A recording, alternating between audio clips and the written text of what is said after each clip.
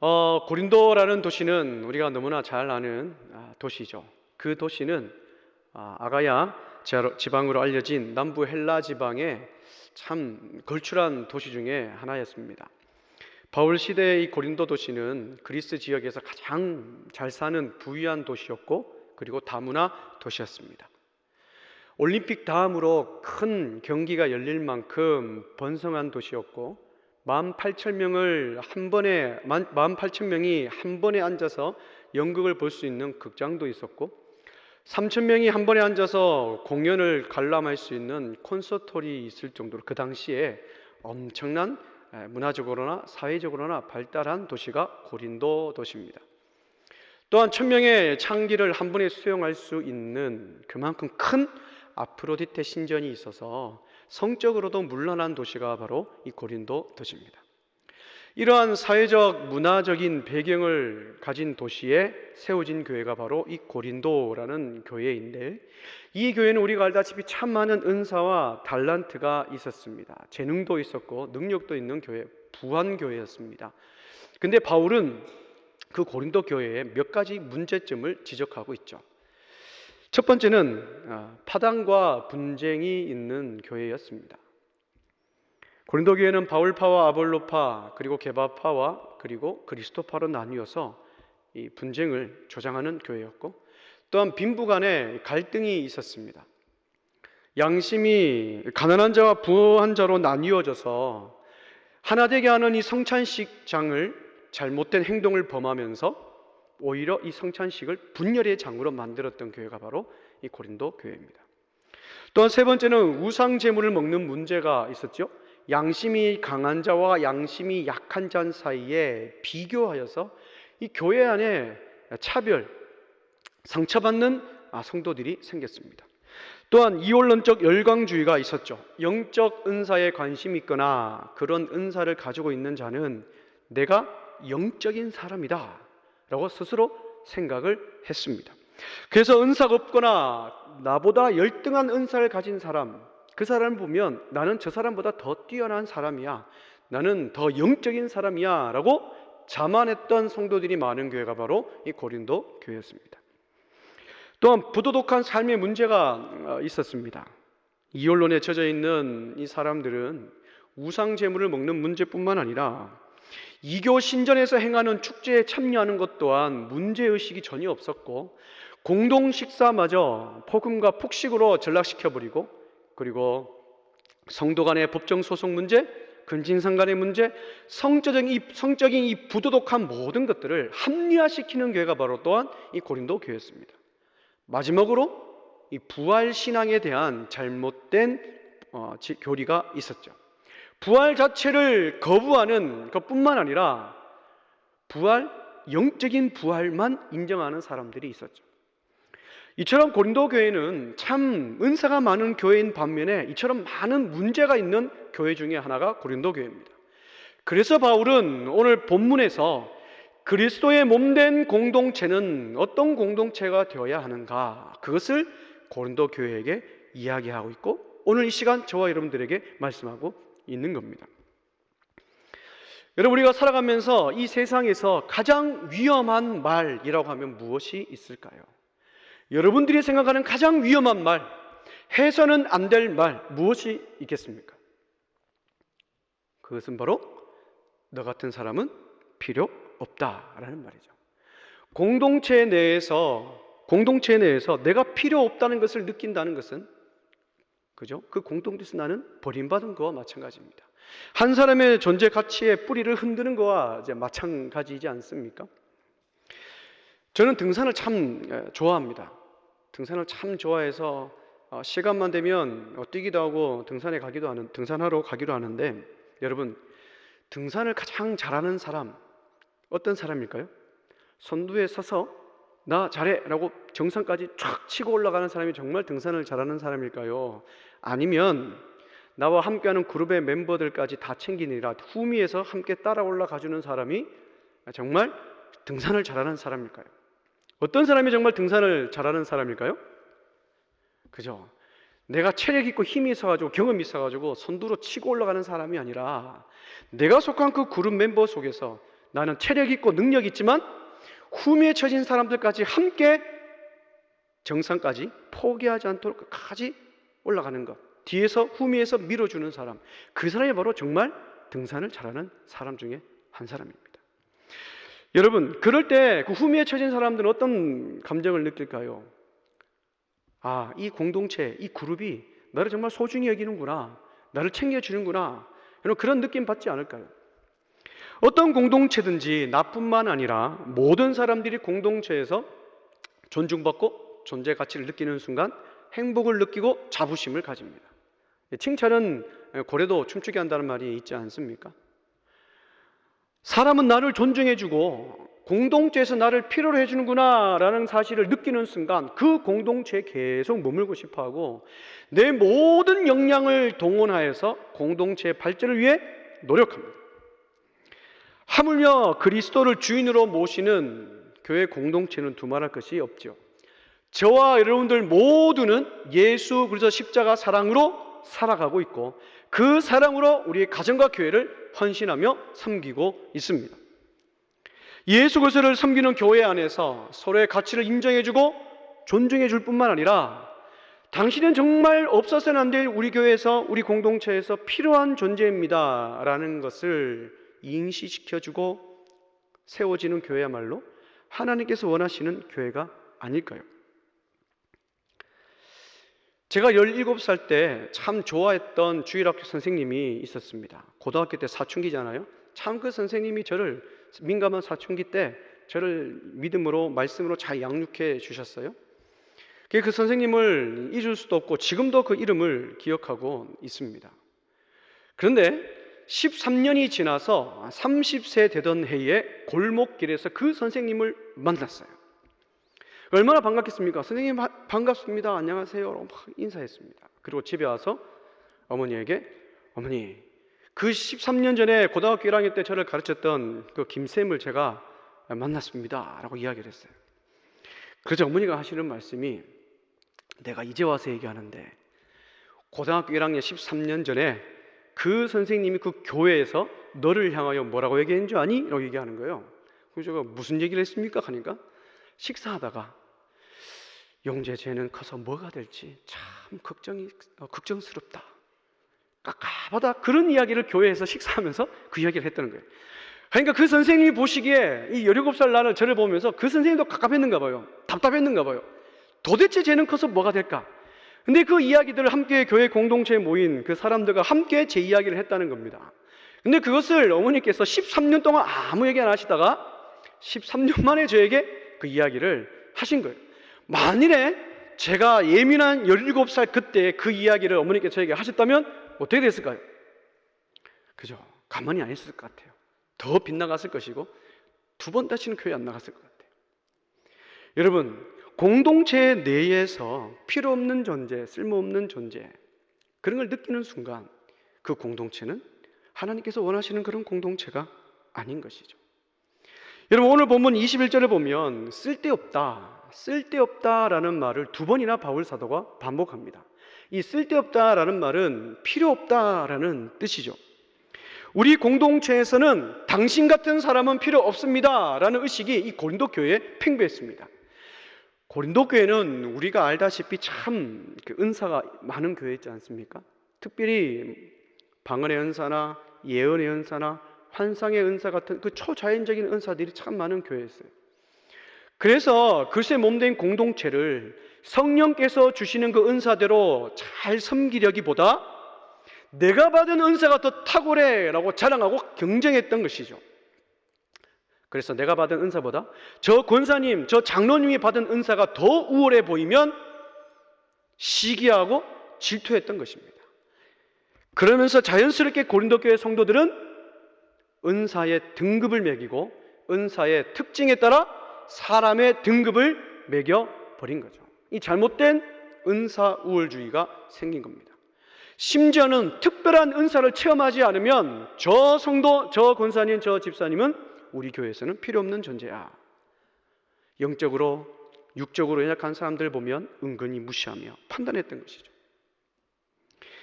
교회 안에서 내가 보기에 저 집사님, 저 권사님은 아무런 달란트가 없을 것 같아 라고 느끼면 우리 교회에서는 필요 없는 존재야 라고 생각했던 게 고린도 교회죠. 그래서 바울 사도는 이러한 현상을 우리 몸을 비유로 들어 설명합니다. 한 몸 안에 다양한 지체가 있어서 각기 제 기능을 하는 것처럼 그리스도의 몸된 공동체도 마찬가지다라는 거예요. 아무리 눈에 띄지 않고 보잘것없는 몸의 기관이라 할지라도 요긴하지 않은 것이 없는 것처럼 예수 그리스도를 주로 모시고 살아가는 성도들에게는 성령께서 각 사람에게 맞는 은사를 다 주셨다는 거예요. 그래서 성령께서 주신 은사와 그 사람들을 무시하고 그리고 필요 없다라고 하는 것은 잘못되었다. 바울이 오늘 본문에서 말씀하고 있는 것이죠. 사랑하는 여러분, 우리는 어떻습니까? 내가 좀 더 건강하고 내가 좀 더 배웠고 내가 더 많이 가졌다고 해서 은연중에 우리 속에 자만하는 마음이 있지 않습니까? 내가 속한 내 부서가 더 중요하고 저 부서는 조금 덜 중요해.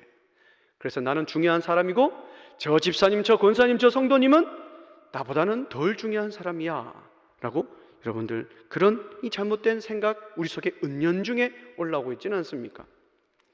사랑하는 여러분, 우리 교회가 이런 교회가 되었으면 좋겠습니다. 우리 성일교회 오시는 모든 분들이 저와 여러분들을 통하여서 이 공동체가 나를 정말로 필요로 해주는구나, 나를 존중해 주는구나 라는 인상을 심겨주기를 원해요. 세상은 1등만을 원합니다. 2등도 필요하지 않잖아요. 이런 세상 가운데 우리 성일교회 오는 모든 분들이 저와 여러분들을 통하여서 그리스도의 사랑으로 존재 가치를 인정해주고 행복을 심어주면 어떻겠습니까? 정말 좋은 공동체가 되지 않겠습니까?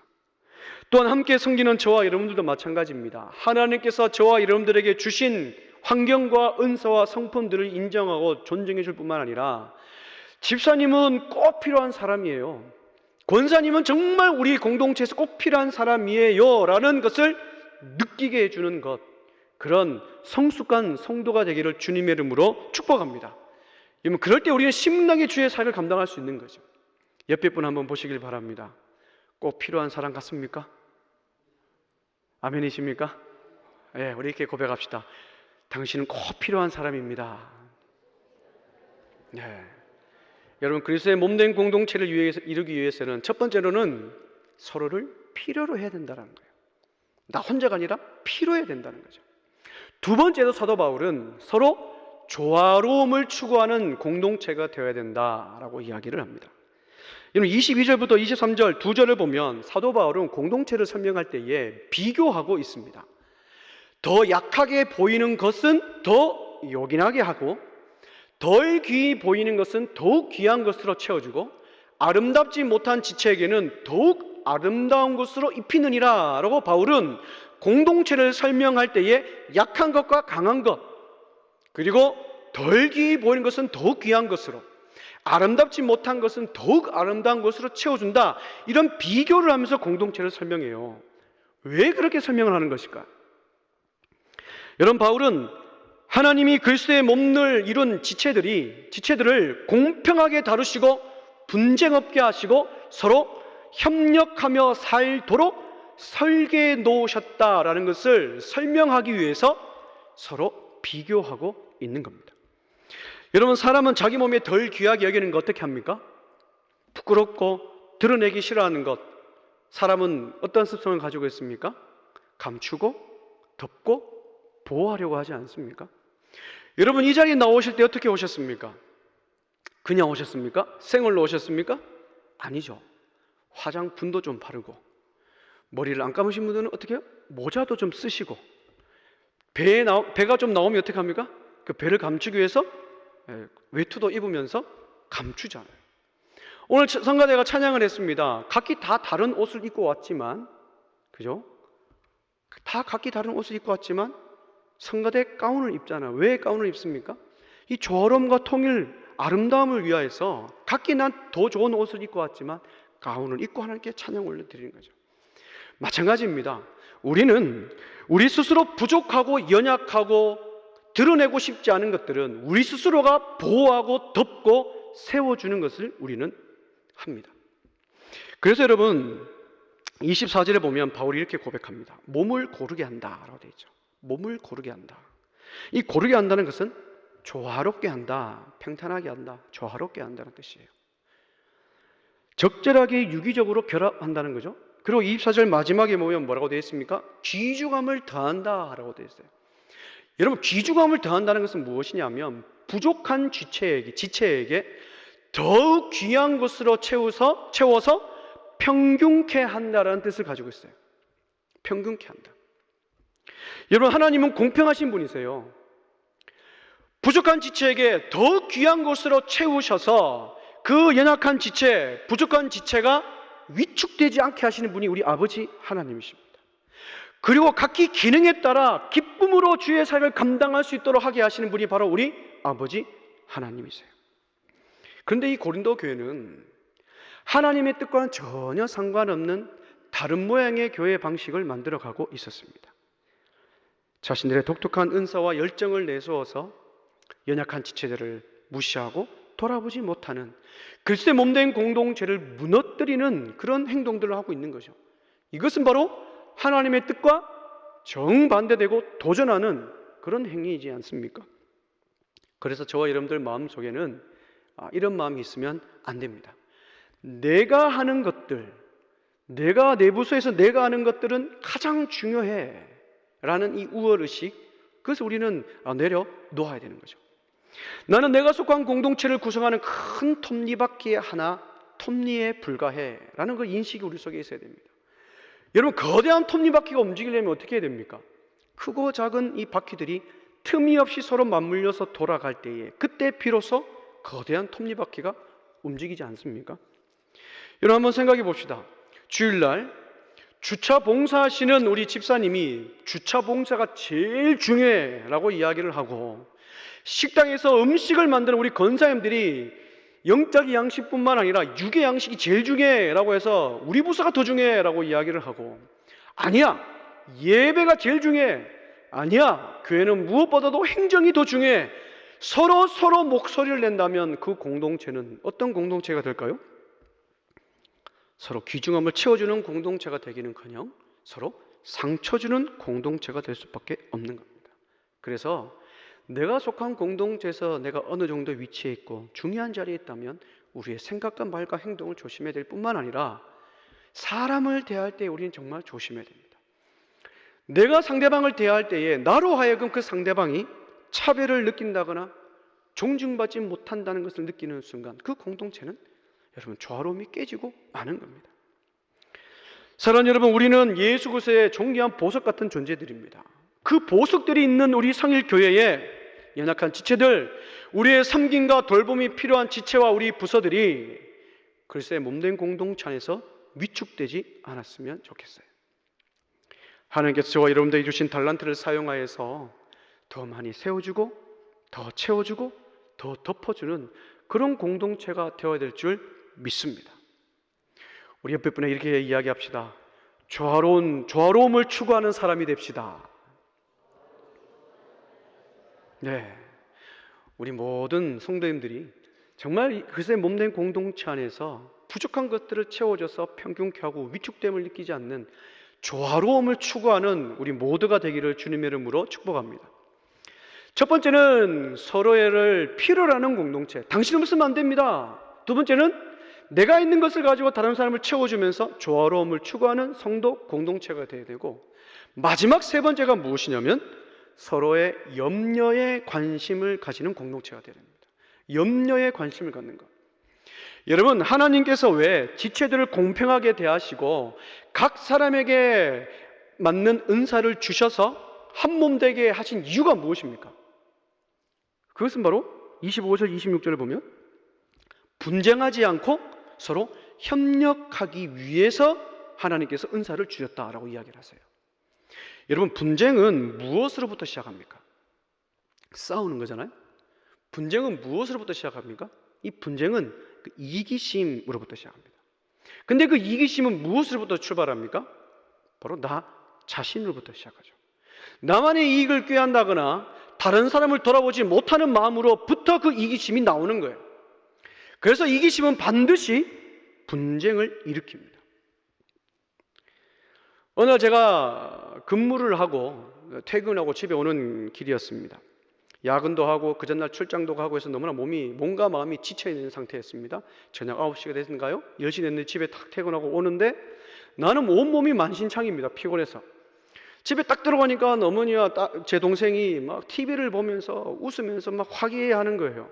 여러분 그런 거 있잖아요. 내 몸이 지치고 힘들면 집에 딱 왔는데 막 웃고 있는 거, 막 평화로운 거 보면 내 마음이 위로됩니까? 아니죠. 더 짜증나죠. 나는 힘들어 죽겠는데 저렇게 웃음이 나온다니. 그럼 막 그 상황이 이해가 되지 않죠. 그래서 집에 와서 짜증나, 힘들어 죽겠어요. 막 이게 하소연을 하기 시작했습니다. 들은 척도 안 해요. 계속 TV 보면서 두 분이서 웃고 있어요. 그게 더 짜증나잖아요. 방문을 콱 닫고 집에 방에서 탁 누워 있었습니다. 그때 어머니가 탁 들어와서 저에게 딱 한마디를 하셨는데 그 마디가 무엇이냐면, 용재야, 네가 우리 집에 들어오기 전에는 우리 집은 천국이었는데 네가 들어오는 순간 우리 집은 지옥이 되었다는 거예요. 그러면서 하는 말이 네만 힘드냐? 그러더라고요.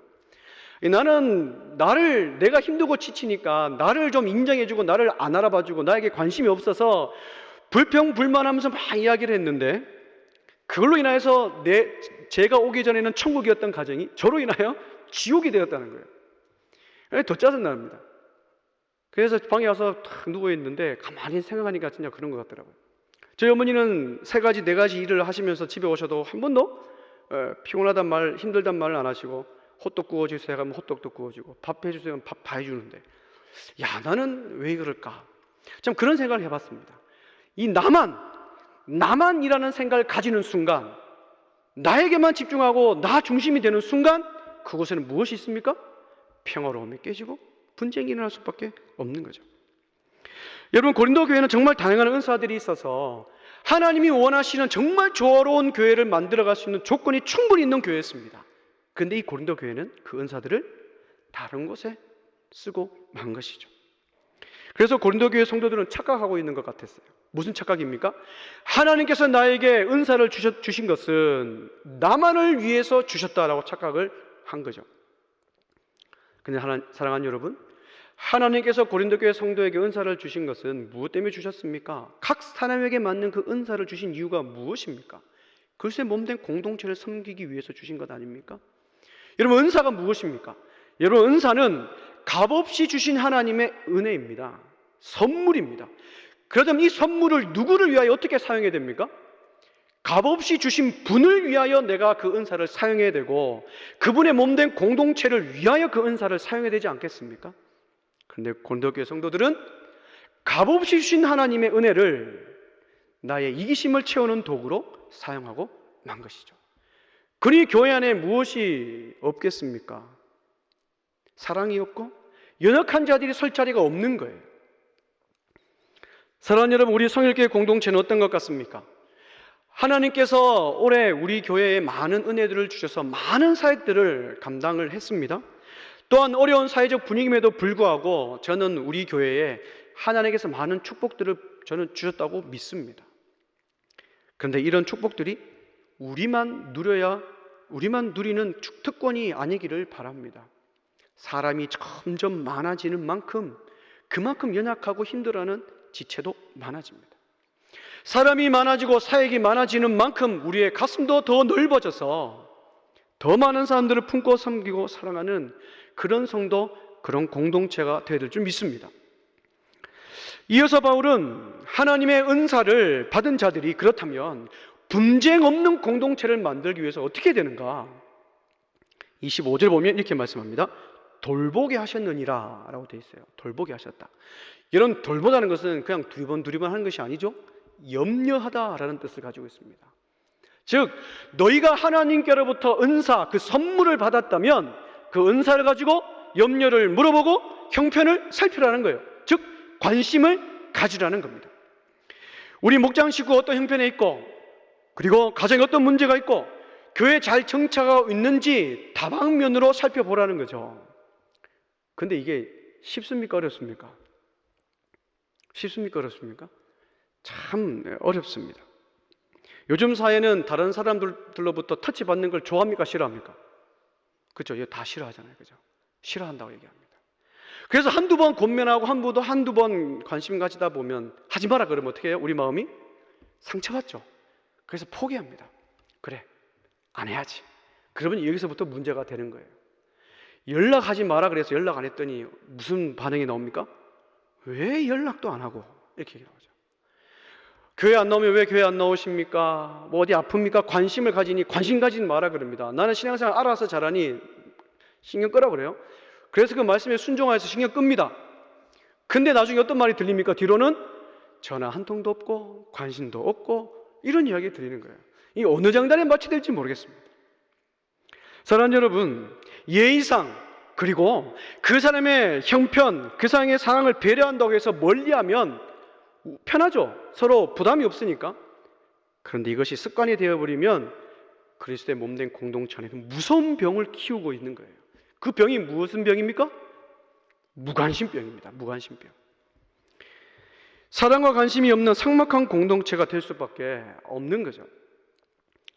제가 예전에 교회에서 사역할 때에 잊을 수 없는 박 집사님이라는 분이 계십니다. 이분이 정말 유명합니다.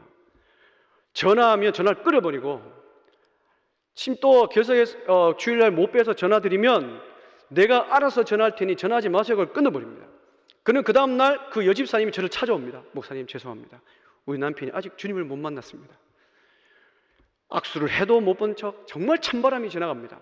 근데 하루 이틀 계속 지나갔어요. 한 4, 50일 동안 계속 저를 밀어내고 거절하고 쌩쌩 찬바람이 불었습니다. 근데 어느 순간 그것도 그분의 마음이 점점 녹아지기 시작을 합니다. 금요일 날 되었어요. 남편 집사님 안 나오시고 여자 집사님만 나오셔서 왜 박 집사님 안 나오셨어요? 라고 안부를 묻고 지나갔습니다. 근데 집에 돌아가셔서 목사님이 당신 안부를 묻더라라고 이야기를 하셨는가 봐요. 주일날 되니 그 박 집사님이 저를 탁 찾아와서 두 손을 탁 붙잡고 목사님 죄송합니다. 제가 금요일날 땡땡이를 쳤습니다. 이렇게 이야기를 하는 거예요. 거기까지가 한 5, 60일 된 것 같아요. 그 이상 된 것 같습니다. 저는 그 박 집사님을 뵐 때마다 사람의 마음을 녹이는 것은 따뜻한 미소와 따뜻한 말 한마디와 그 따뜻한 관심이다라는 것은 다시 한번 깨닫습니다. 그래서 저는 성도님들의 변화에 참 어떻게 보면 좀 민감하게 반응하려고 합니다. 얼굴에 안색이 좋지 않다거나 머리 스타일이 바뀌었거나 지난주에 입지 않았던 새 옷을 입고 온다거나 새 신발을 신으면 저는 꼭 한마디씩 합니다. 머리 하셨어요? 옷 사셨어요? 어디 아프세요? 작은 것 한마디에 저는 민감하게 반응해서 한마디 한마디 던집니다. 또한 여러분들이 저에게 하는 그 한마디 한마디가 사에게 힘을 내게 만들고 저에게 어깨에 힘이 들어가게 만듭니다. 여러분, 사람의 마음을 녹이는 것은 딴 것이 아니라 지속적인 관심과 그리고 염려를 물어보는 거죠. 1995년도에 발매된 가수 이승환이라는 가수 있습니다. 여러분 너무나 잘 아시죠? 그 가수의 다만이라는 노래가 있는데 그 노래 가사가 이렇습니다. 너무 많은 이해심은 무관심일 수 있지라는 가사가 있어요. 근데 어릴 때는 뭐 가사가 귀에 들립니까?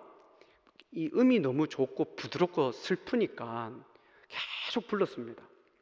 근데 어느 순간 가사를 탁 보니까 저 가사가 있는 거예요. 무슨 말인지 처음에는 이해가 되지 않았어요. 너무 많은 이해심 왜 무관심일까? 근데 조금씩 시간이 지나면서 저 가사가 조금씩 이해되기 시작을 했습니다. 타인을 배려한다고 해서 다 이해해주고 그 상황에 맞게끔 다 배려해주다 보면 어느 순간 염려가 필요할 때가 있고 관심이 필요할 때가 있고 그 성도를 당겨줄 필요가 있을 텐데 그때는 너무나 시간이 지나서 관심을 가지고 염려를 물어보는 것조차 어색해진다는 거예요. 여러분, 어색해지면 손이 갑니까 안 갑니까? 어색한 음식에는 손도 안 가고요. 한 번도 가보지 않은 어색한 장소에는 우리가 발걸음도 가지 않습니다. 마찬가지입니다. 상대방을 배려한다고 해서 너무 많이 배려하다 보면 관심을 가지는 것조차 어색해지면 어색해진 건 결국엔 무엇으로 발전합니까? 무관심으로 이제 발전이 되는 겁니다. 그래서 사도 바울은 하나님께서 각 사람에게 맞는 은사를 주신 것은 너만을 위해서 사용해야 되는 것이 아니라 서로의 안부와 염려를 물어보고 서로 기뻐하고 슬퍼하는 그런 공동체를 만들어 가기 위해 너에게 그런 은사를 주셨다라는 것을 이 고린도 교회 성도에게 이야기하고 있는 겁니다. 사랑하는 여러분, 나 중심의 신앙생활은 유익은 있습니다. 그러나 무엇은 없습니까? 주님의 마음은 알 수 없습니다. 그러나 타인 중심의 신앙생활은 주님의 마음을 알고 주님의 사랑을 우리는 알 수 있습니다. 타인 중심의 신앙생활은 주님의 사랑과 주님의 마음을 알지만 때로는 거절당하는 아픔도 있고 상처도 있고 시련도 있습니다. 그러나 우리는 주님의 마음을 더 깊이 깨달을 수 있는 것이죠. 말씀을 맺으러 갑니다. 사랑하는 여러분, 고린도 교회는 신령한 은사도 많고 참 능력 있는 교회였습니다. 그런데 그런 것들을 교회의 덕을 세우는 데 사용하는 것이 아니라 오직 나만을 위해서 사용했어요. 그러니까 그 교회에 무엇이 일어납니까? 파당이 일어나잖아요. 나만을 위하다 보니까 분쟁이 일어나고 파당이 일어납니다. 여러분, 교회 안에서 파당이 일어나니 어떻게 됩니까? 교회 질서가 무너집니다. 여러분, 교회 질서가 무너지면 어떻게 됩니까? 영적인 질서가 무너지면 우리의 삶 또한도 무너질 수밖에 없죠. 그래서 고린도 교회 성도를 보십시오. 성적인 문란함, 우상잼을 먹는 문제, 성도 간의 법정 소송의 문제, 성도의 삶이 완전히 무너지는 것을 우리는 볼 수 있지 않습니까? 사랑하는 여러분, 그리스도의 몸된 공동체 특징이 하나 있습니다. 그것은 무엇이냐면 복음의 권위 아래에 그 질서가 있는 거예요. 조화롭게 하고 염려를 물어보고 서로를 필요해주는 그런 질서가 그 복음 아래에서 있는 겁니다. 다양성은 있지만 그 다양성을 공동체 통일성을 바라보고 움직이는 것이죠. 오늘 우리는 고린도 교회를 통해서 우리 교회가, 우리 가정과 우리 공동체, 우리 목장이 어떻게 나아가야 되는가 세 가지를 살펴봤습니다. 첫 번째가 무엇입니까? 첫 번째는 서로를 필요로 하는 공동체. 당신은 꼭 필요한 존재입니다. 두 번째는 서로 조화로움을 추구하는 공동체. 세 번째는 서로 염려에 관심을 가지는 공동체가 될 때 비로소 하나님께서 기뻐하시는 공동체, 그 가정, 우리 목장이 된다라는 것이죠. 이런 모습을 완벽하게 보여주신 분이 누구십니까? 바로 우리 예수 그리스도이시지 않습니까? 우리 주님은 3년의 공생의 기간 가운데 단 한 번도 잊지 않았던 것이 있습니다. 그것이 무엇이냐면 불쌍히 여기는 마음이에요. 마태복음 9장 36절에 보면 우리 주님은 무리를 보시고 불쌍히 여기는 마음을 가지시고 그 마음으로 사역을 감당을 하셨어요. 사랑하는 여러분, 우리는 그 마음이 우리 속에 품고 그 불쌍히 여기는 마음으로 우리는 그리스도의 몸된 공동체, 우리 가정을 우리는 세워 나가야 될 줄 믿습니다. 꼭 기억하시기 바랍니다. 저와 여러분들은 서로를 필요로 하는 공동체, 당신은 꼭 필요합니다. 두 번째는 나의 것으로 우리 지체들을 채워주는 조화로움을 추구하는 공동체, 서로의 안부를 물어봐주는, 염려를 물어봐주는, 염려에 관심을 가지는 공동체가 되어야 될 줄 믿습니다. 그럴 때 우리는 주의 생활을 더 신명나게 감당하는 그리스도의 몸된 교회로 성장할 줄 믿습니다.